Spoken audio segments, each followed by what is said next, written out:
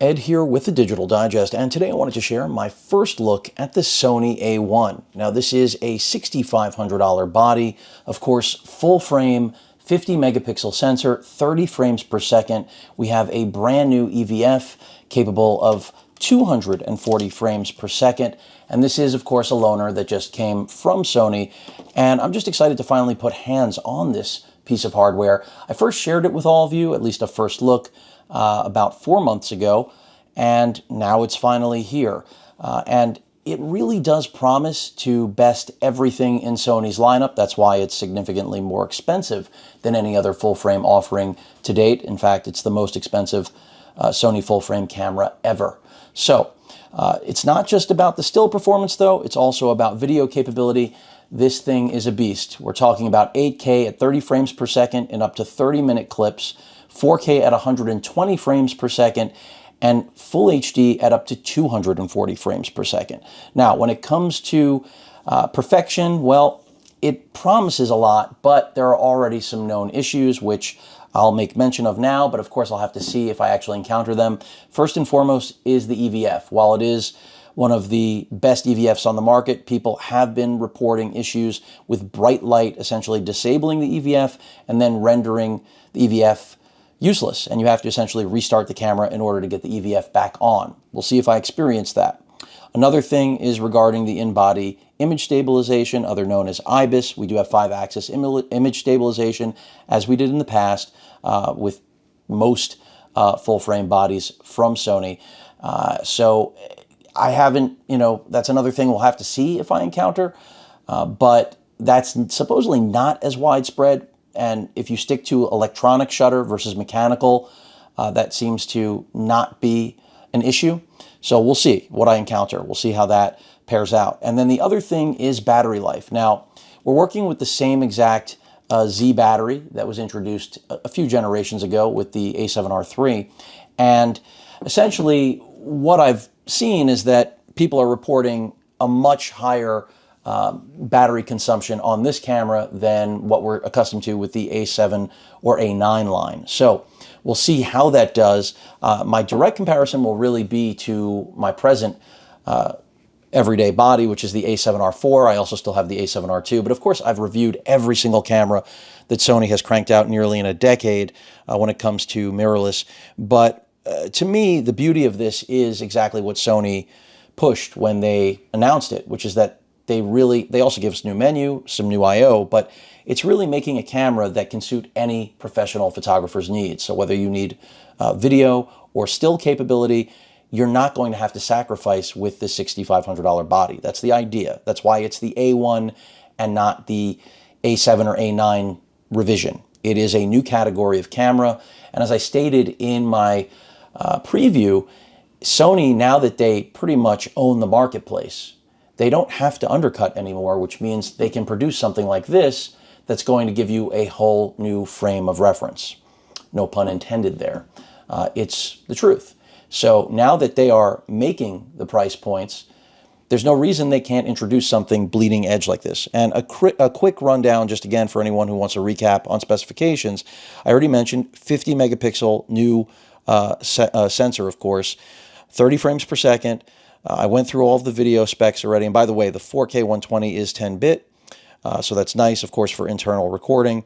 No external recording necessary for that, which I think is a big deal. Also, Cinetone that you traditionally find in their cinema cameras, the S-Cinetone, is actually on board here, so that's really nice.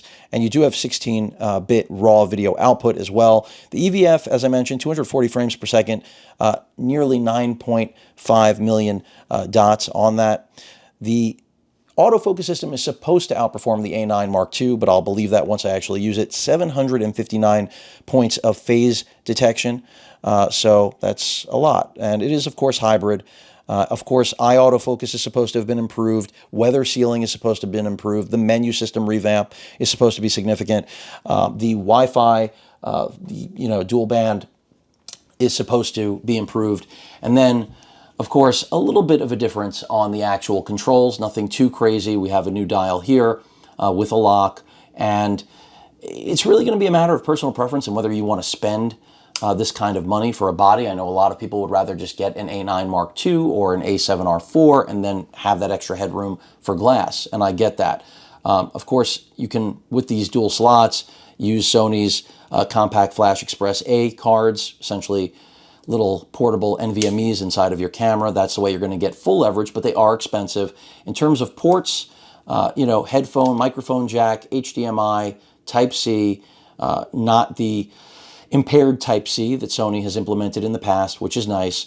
And really, it doesn't feel that much different, but I'm expecting a whole nother level of performance because, as I said, in days past, you'd look at a camera like the A7R4 and the A9 Mark II, and you'd have to pick your weapon of choice. Here, one body should be able to do it all. At least that's the presumption with what Sony's put together and the new price point. I mean, that's the whole idea. And of course, we still have good old micro USB for Sony's multi-port accessories. So another issue that I would have to bring up is, of course, the display, because many of you know I did a video a little while back about the A7R4A and, of course, the A7R3A, and how those are essentially the exact same cameras, but with a new higher quality display.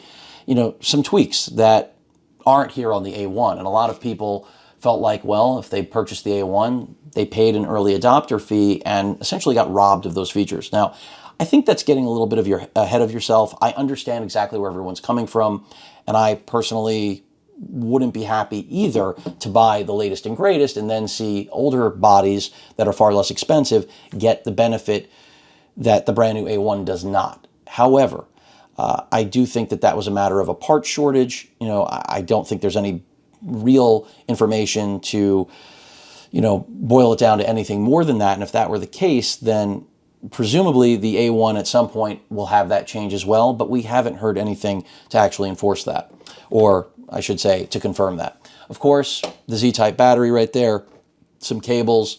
I do not have a box. As many of you know who follow my channel, when I get Sony products on loan from Sony, you're not going to see retail packaging here. And oddly enough, most of you are always asking me about the camera strap, but today you won't be, because this is just the A1 with a traditional strap. Now, this camera has been in and out of stock basically since it started shipping, and for good reason. I mean, it is really a whole nother level of capability than what we're accustomed to. But I still think there are going to be those of you who will want to stick with, as I stated, the traditional, pick the right tool, not have the do-it-all. See if I got any charge on this. And it looks like we do. Yep, 97%. And there's that new menu system. And I'm going to play with it. Just arrived, so I'm excited to share it with all of you. But it's going to take some time to dig in, especially since we do have a new menu here. And a little bit of a change in controls. Hopefully I don't encounter the EVF issue. That seems to be the worst issue this camera faces right now. Some other things that I'm really excited about, specifically the active steady shot now being in body for video. That's something that I wish more Sony cameras had. I feel like that's a missed opportunity, so I'm glad it's integrated here into the A1. It should be.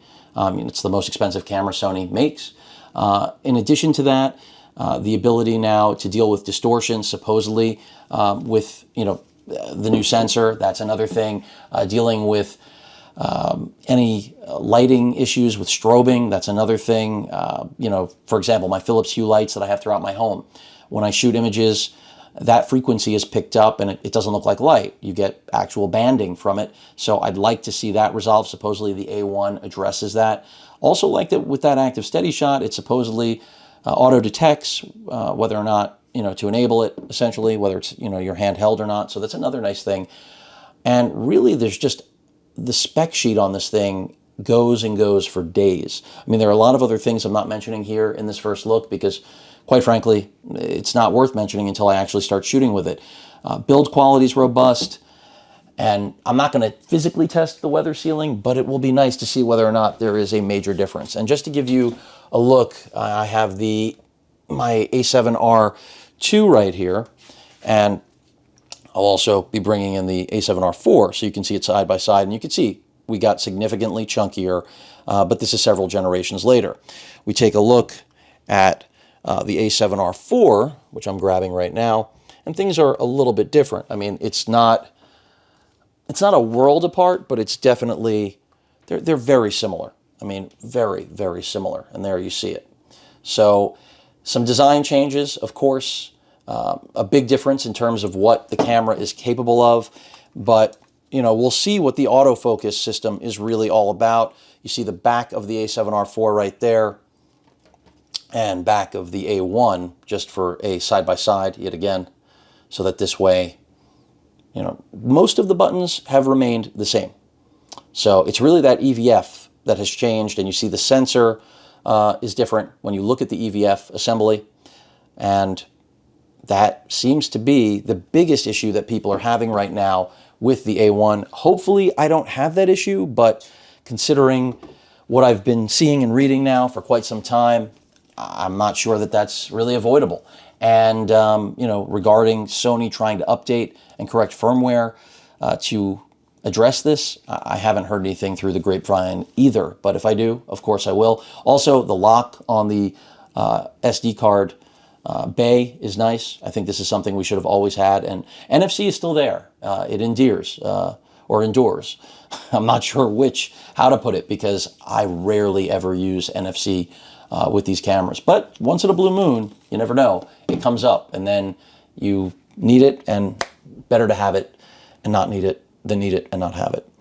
But that rounds it out. A1, the top of Sony's full frame, and for all other purposes, mirrorless, digital realm of imaging and video in a single body, giving you elements of cinema capability combined with almost A7R megapixel count. Of course, I do expect in low light more noise with this camera than something like an A9 or A9 Mark II, specifically really the A9 Mark II. This should be able to outperform the original A9, considering the age on that. But excited. I mean, I've been waiting for this thing for 4 months, and now it's finally here. And also some new glass in the pipeline, and keep your eyes peeled for the Sigma FPL, another really exciting full-frame mirrorless camera that breaks boundaries. Any questions or comments, please feel free to post them. Hit that like button. And as usual, please feel free to subscribe, and please stay safe. Later.